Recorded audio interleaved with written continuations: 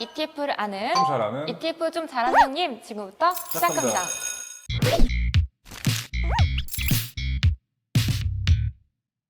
지난달에 그거 봤어? 스페이스 X가 만든 민간 최초의 유인 우주선이 국제우주정거장에 도킹까지 했다는 게 엄청 뉴스가 됐잖아. 역사적인 순간이었지 진짜. 내가 또 스페이스X의 광팬, 그러니까 일론 머스크의 광팬인데 그래서 스페이스X의 유튜브 구독자기도 하고 스페이스X 유튜브 구독자 수가 400만. 이게 제일 부럽더라. 2025년에 일론 머스크가 스페이스X를 통해서 화성으로 사람들을 이주시키겠다라고 했던 계획들, 그다음에 그 계획을 실행하기 위해서 내놓았던 아이디어들, 그러니까 로켓 추진체를 재사용하겠다, 막 이런 것들에 대해서 당시에는 이제 미국 정부나 이런 옛날 나사 출신의 닐 암스트롱 같은 그 우주 영웅들이 처음에는 좀 긴가민가 했던 것 같아. 그 신빙성에 대해서, 가능성에 대해서 의구심 많이 가졌던 것 같고. 근데 그거에 대해서 이제 하나하나씩 일론 머스크가 혁신을 하면서 깨고 있는 거지 지금. 그래서 보면은 2018년 2월에 이제 시험 발사한 팔컨 헤비라는 로켓이 있었어. 팔컨 헤비 로켓을 쐈을 때 그 머스크가 로켓 추진체를 재활용하겠다라는 아이디어가 가능하다는 걸 전 세계에 알리게 됐거든. 추진체는 그동안에 한 번 쏘면 이걸 재활용이 안 됐어. 우주선은 대기권 밖으로 가고 추진체는 그냥 지구로 떨어지는데 떨어져서 그냥 망가지는 거지. 그렇네. 그거 되게 비쌀 텐데 그치, 한 번밖에 못 쓰고 버리면. 당시에 그 나사가 계속적으로 2010년대에 우주 항공선을 쏘아 올렸는데 그때 평균 발사 비용이 1조 5천억이었어. 2018년 2월에 올렸던 팔컨 헤비는 발사 비용이 1,627억. 10분의 1로 줄인 거지 진짜로. 쏘아 올리고 그 우주선은 이제 대기권 밖으로 나갔고 이 추진체가 다시 쭉 내려와. 이렇게. 그래서 그 발사 장소까지 내려와. 그거 영상으로 찍혀져 있어. 내셔널 지오그래픽에서 스페이스X랑 이제 제휴를 맺고 그 과정을 다 찍은 거거든. 근데 그 영상이 진짜 압권이지. 그거 한번 꼭 봐봐. 되게 우주에 관심이 많나 봐. 우주에 관심도 있는데 내가 제일 관심 있는 거는 우주 산업을 어떻게 투자할 것인가에 대해 더 관심 많지. 일론 머스크가 이렇게 하나하나씩 혁신하면서 보여주니까 처음에는 화성으로 이주하겠다는 생각이 들었을 때 저 너무 영화를 많이 봤나 생각했는데 경기도 화성인 줄 알았지. 얘라면 진짜 할 수도 있을 것 같다는 생각이 드는 거야. 너무 우주 얘기만 하는 ETF 얘기가 되는데 근데 진짜로 2025년에 뭐 화성에 이주한다 이런 게 만약에 정말 현실이 된다면 우리가 우주에 가는 비용을 계속해서 줄일 수 있다면 정말로 이주도 가능한 거고 여행도 가능한 거고 그치. 거기에는 또 엄청나게 소개팅도 가능하고. 소개팅? 엄청나게 많은 것들이 우리가 상상하지 못한 것들이 어찌 보면 이제 우리가 화성에 이주해서 화성에서 뭐 택배를 시켜서 받을 수도 있고. 그치, 그 쿠팡에서 우주선 타고 와갖고 이제 진짜 로켓 배송 되는 거지. 비싸겠지. 한 100만 원 정도 하겠지. 그래서 그런 게 정말 현실이 된다면 지금과는 또 상상하지 못한 국면으로 넘어갈 그치. 것 같은데 그래서 약간 지금쯤 이거 관련된 주식을 사야 되지 않나 이런 생각이 들더라고. 근데 스페이스X는 비상장 기업이야. 진짜 민간 우주 산업 시대가 활짝 열렸는데 돈 냄새가 막 난단 말이지.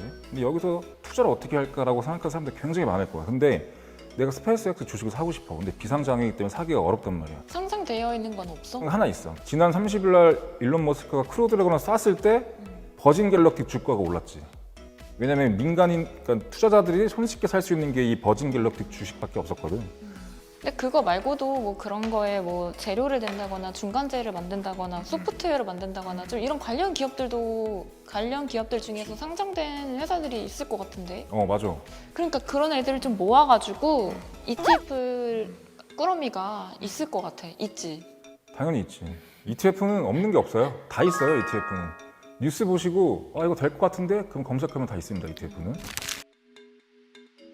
실제로 버진 갤럭틱을 포함해서 로켓이나 위성을 제조하고 그다음에 그 작동하는 소프트웨어를 만드는 거, 그다음에 위성 장비. 우리가 로켓 우주선만 쏘는 게 아니라 로켓을 쏘고 나서 거기서 또 위성을 또 쏘는 거거든. 그래서 적에도 위성 산업이 굉장히 발달할 거야. 이거 관련된 뭐 소프트웨어나 하드웨어에 투자하는 기업들을 모아놓은 ETF가 있어. 그게 이제 프로큐어라는 되게 작은 운용사에서 만든 건데 스페이스 ETF라고. 티커는 줄여서 UFO라고 불러. 티커가 뭐야? 미국이나 유럽에서 쓰는 건데 ETF를 좀 쉽게 검색하기 위해서 줄여놓은 별명 같은 거. 그러니까 ETF 명칭이 되게 길거든. 그래서 검색을 좀 쉽게 하기 위해서 줄여놓은 알파벳 기호야.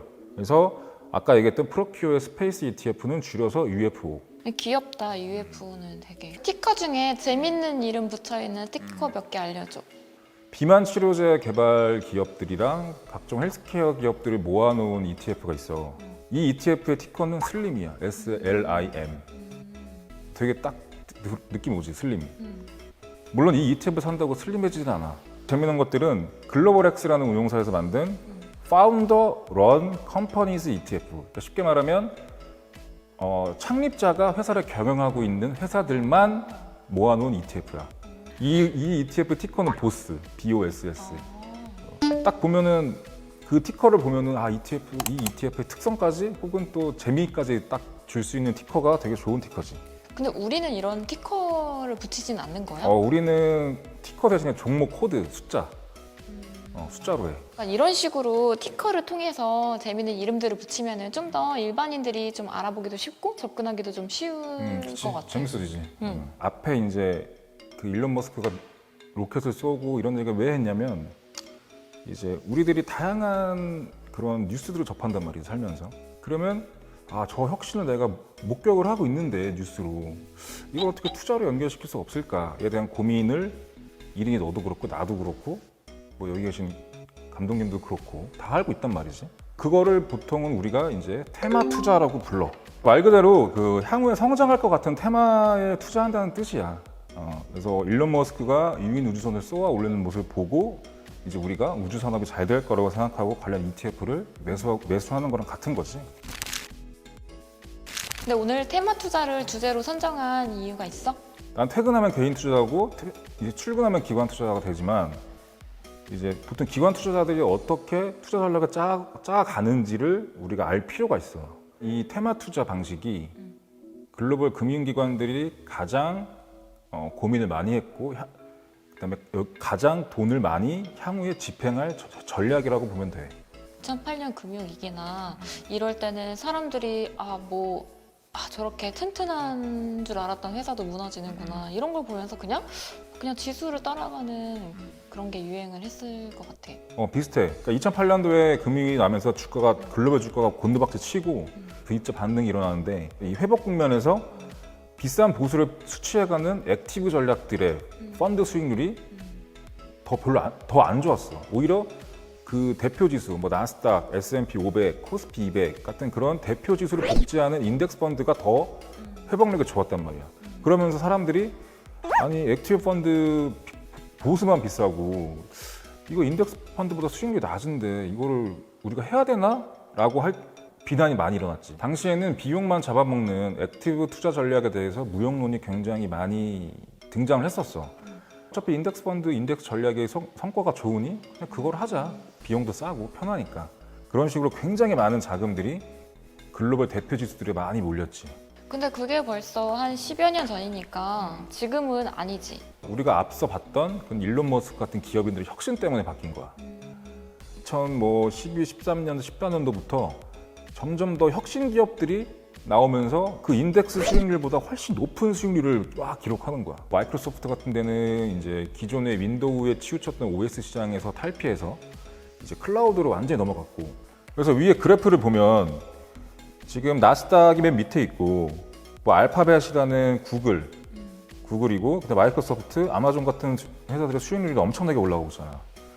그래서 2014년도부터 이거에 대한 회의론이 굉장히 많이 일어났고 실제로 금융기관, 기관 투자자들도 투자 수익률을 쭉 보니 이런 혁신 기업을 담았을 때보다 수익이 낮은 거야. 인덱스에 몰린 자금들이 지금 현재 저성장 저금리 시대에 매력적인 수익률을 못 올리고 있는 상황이기 때문에 투자 전략을 좀 바꿔야겠다라는 생각이 많이 들었고, 그래서 기관 투자자들 사이에서는 혁신과 투자를 좀 둘 다 접목시켜서 어떻게 가져갈 수 없을까에 대한 고민이 굉장히 퍼지고 새로운 돌파구가 필요해졌지.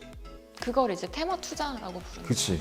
근데 우리 지난 시간에 그 언택트 관련한 얘기를 했었잖아. 그럼 언택트 관련한 뭐 기술에 투자하고 이런 것도 테마 투자라고 볼 수. 그치, 그게 또 테마 투자지. 언택트 패러다임이 펼쳐졌고 거기에 어떤 테마가 잘 될 것인지에 대해서 이거는 뭐 기관 투자자들뿐만 아니라 일인이 너나 나같이 일반인들도 살면서 느낄 수 있는 변화, 그게 또 테마가 된단 말이야. 그거를 ETF로 손쉽게 투자를 한다면 일인이 너도 훌륭한 테마 투자를 하고 있는 거지. 얘네들이 왜 이런 현상에 주목을 했냐면 인덱스를 보통 이게 주식들이 좋은 주식은 좋은 주식끼리 모이고 나쁜 주식은 나쁜 주식들끼리 모이는 현상. 그러니까 주식의 유유상종 현상이 시간이 지나서 계속 가속화되는 거야. 끼리끼리 모이는 거네, 그치? 주식들도. 이쁜 애 옆에 더 이쁜 애 뭐 이런 식으로. 맞아, 내 친구들도 다 예쁘게 생겼어. 인스타 보면 다 그러잖아. 아 그래? 따로 얘기하자. 특정 산업에는 좋은 주식이 많고 또 다른 산업에는 나쁜 주식이 많고 이렇게 양극화되는 현상이라고 보면 되고, 단순 인덱스 투자, 그거는 좋은 주식과 나쁜 주식을 전부 다 투자하는 거기 때문에 수익률이 지지부진할 수밖에 없었던 거지. 그거 아무래도 미래에 좀 성장할 가능성이 높은 산업에 속하는 주식은 좋은 주식일 것 같고, 그치. 이제 내리막길을 걷고 있는 사양 산업에 있는 주식들은 좀 나쁜 주식들이 될 것 같아. 근데 문제는 뭐 유망 산업과 사양 산업이 굉장히 빨리 변하는 거야. 뭐 우리는 금융은 필요하지만 은행은 필요 없다라고 하는 그 테크핀의 시대에 살고 있고, 이제는 일론 머스크를 필두로 하는 화성으로 이주까지 고려하고 있는 스페이스 오디세이 시대에 살고 있잖아. 강력한 테마에 투자하면 수익률이 굉장히 많이 낼 수 있겠네. 우리는 산업 자동화를 위한 AI, 로보틱스, 그다음에 또 뭐 포용적 금융을 위한 핀테크, 그다음에 이런 것들을 앞에 얘기했던 것들을 가능하게 해줄 뭐 클라우드 기술들이 메가 트렌드로 발전해 가는 모습을 우리는 봤잖아. 2010년에서 2020년으로 오는 사이에. 그래서 기관 투자자들도 그런 거를 목격을 하고 이제 인덱스에 묶여있던 자기네들의 거대한 투자 자금을 점진적으로 테마 투자 전략으로 옮겨가고 있는 상황이야. 혁신을 마주하고서도 투자 기회를 놓치는 그 허탈감, 그걸 맛보지 않기 위해서 글로벌 금융기관들은 앞다퉈서 서로 이제 누가 더 빨리 찾냐, 메가 트렌드를 누가 더 빨리 포착하느냐, 그 경쟁을 하고 있는 것이. 근데 그 테마라는 거랑 트렌드라는 거랑 어떻게 다른 거야? 트렌드가 더 상위 개념이야. 보통은 향후에 그 거대한 트렌드가 이런 쪽으로 갈 것 같다, 저런 쪽으로 갈 것 같다 라는 걸 먼저 포착을 하고, 그다음에 그 안에서 테마를 뽑아내는 거야. 예를 들면 이런 거지. 20세기, 그러니까 1900년도부터 2000년도 전까지 이때의 산업 발전에 중추적인 역할을 했던 건 석유야. 이제는 석유보다는 데이터가 될 가능성이 높단 말이지. 그러니까 데이터가 석유를 대체할 거라는 트렌드를 포착을 한 거야, 우리는. 그럼 여기서 또 한 번 더 가야 되지. 테마를 뽑아야 되니까. 어떻게 하냐면, 그럼 이 데이터가 향후에 어떻게 저장되고 기록될 것인가, 어떻게 기록되고 유통될 것인가에 대한 질문을 하면 이거는 블록체인으로 가야 되는 거고, 이걸 어떻게 저장할 것인가, 서비스를 할 것인가에 대해 고민을 할 거면 클라우드로 가야 되는 거야. 예를 들어 클라우드로 갔다, 테마를 클라우드로 잡았다, 그러면 여기서 우리가 해야 될 거는 투자 전략을 뽑아내는 거지.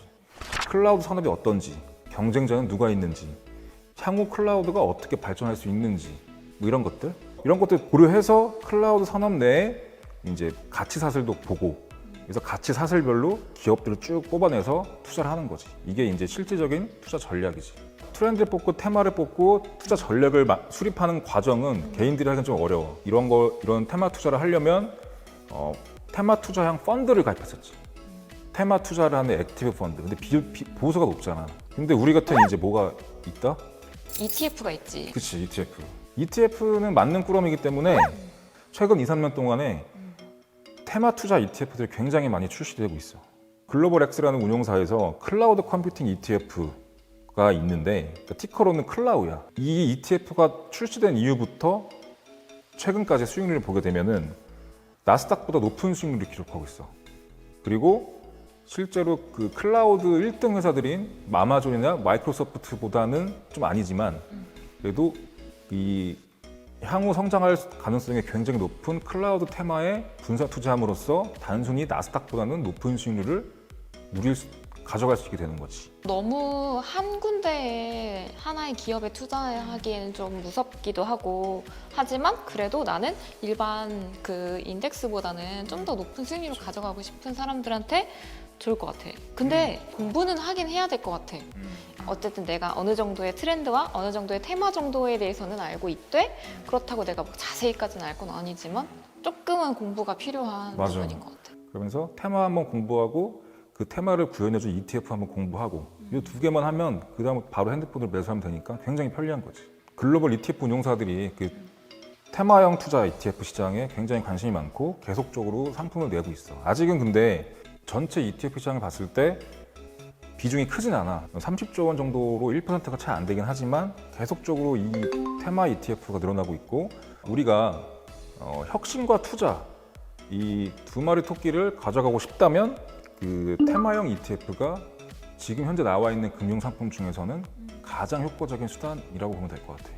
네, 오늘 저희가 준비한 콘텐츠는 여기까지고요. ETF 그냥 하는 형님이 아니라 좀 잘하는 형님. 이 필요하시다면 구독과 좋아요. 알림 설정까지 그리고 댓글로 궁금한 내용 남겨주시면 저희가 다음 시간에 소개해드리도록 하겠습니다. 다음 시간에 만나요.